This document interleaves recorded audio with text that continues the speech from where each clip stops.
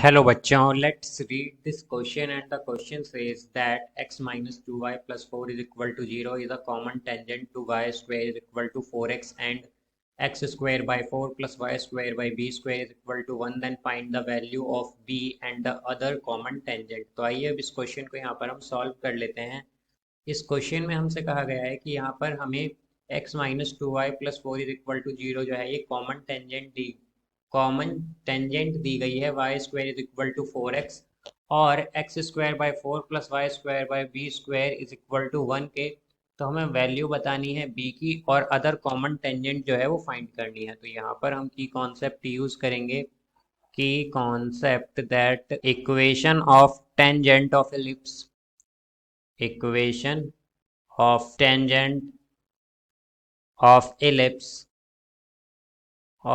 ellipse is y is equal to mx plus square root of a square m square plus b square.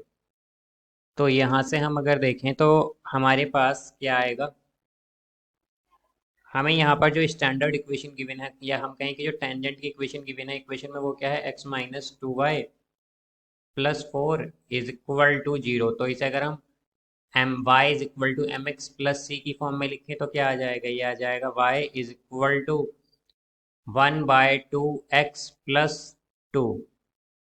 तो यहाँ से अगर हम देखें तो हमारे पास m की वैल्यू क्या आ गई, m आ जाएगा 1/2 बिकॉज हम जानते हैं कि हमारे पास इक्वेशन जो होती है वो किस फॉर्म में होती है, y is equal to m x plus c की फॉर्म में। तो m की वैल्यू 1/2 होगी यहाँ पर।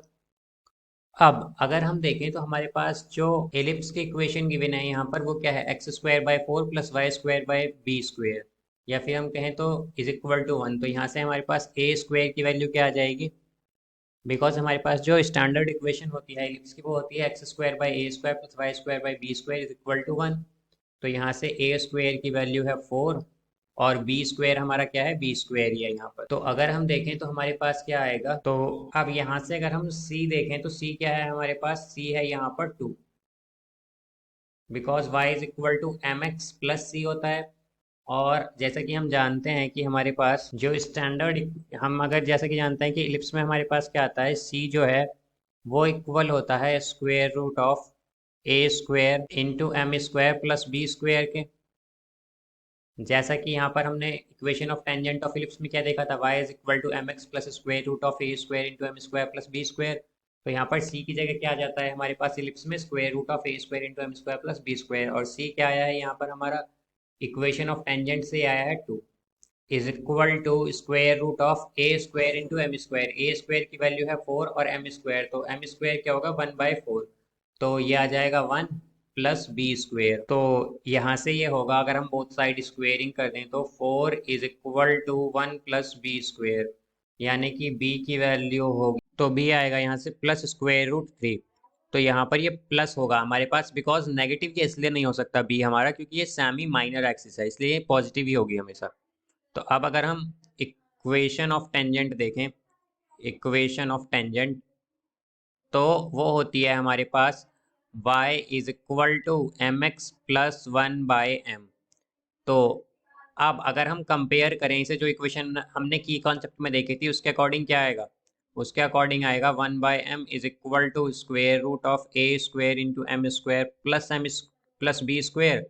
तो अगर हम बोथ साइड स्क्वेयरिंग कर दें तो ये हो जाएगा 1/m square is equal to a square into m square plus b square. तो यहाँ से अब अगर हम देखें तो हम क्या जैसे कि जानते हैं ए स्क्वायर हमारे पास क्या आया था, ए स्क्वायर है 4 और बी स्क्वायर क्या होगा 3। तो यानी कि 1/m square is equal to 4m square plus 3।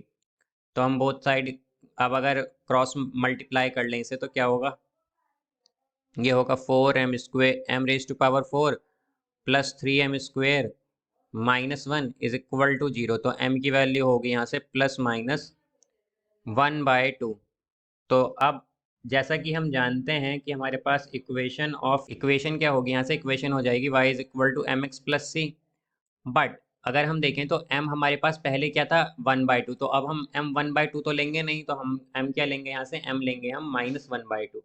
तो इक्वेशन क्या हो जाएगी, ये हो जाएगी y is equal to m की वैल्यू -1/2 x प्लस सी। तो c की वैल्यू अगर हम देखें तो c की वैल्यू क्या है, यहाँ से c आया था 2, तो यह आएगी y is equal to -1/2 x plus 2।